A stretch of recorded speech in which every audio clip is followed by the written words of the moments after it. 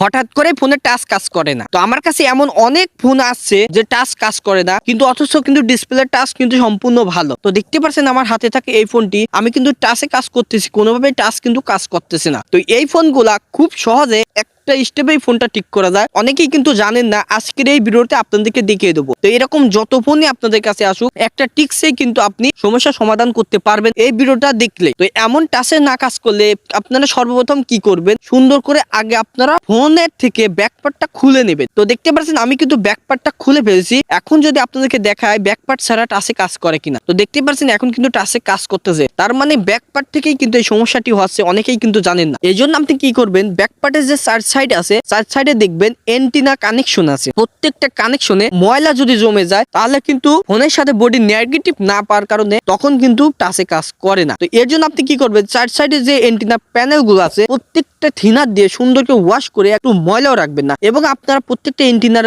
কানেকশনে tweezer অথবা কোনো কিছু দিয়ে আপনারা স্কেচ করে নেবেন। স্কেচ করার পর এখন আপনাদেরকে আমি দেখাবো যে আসলে এই টিক্সে কাজ হয় কিনা। অনেকেই কিন্তু বিশ্বাস নাও করতে পারেন। তো দেখতে পাচ্ছেন আমি কিন্তু ফোনটা লাগিয়ে দিচ্ছি, এখন আপনাদেরকে প্রমাণ সহকারে দেখাবো এখন কাজ করে কিনা। তো দেখতেই পারছেন এখন কিন্তু ফোনে কাজ করতেছে ব্যাকপার্ট লাগানোর পর। এর আগে কিন্তু কোনোভাবে কাজ করলো না। তো এই টিক্সে অনেক সমস্যা আপনার কাছে আসবে, শুধু এই একটা টিক্সেই কিন্তু আপনি শত শত ফোনে সমস্যার সমাধান করতে পারবেন। আশা করি আমার মতন যদি আপনি চেষ্টা করেন 100% সমস্যার সমাধান করতে পারবেন।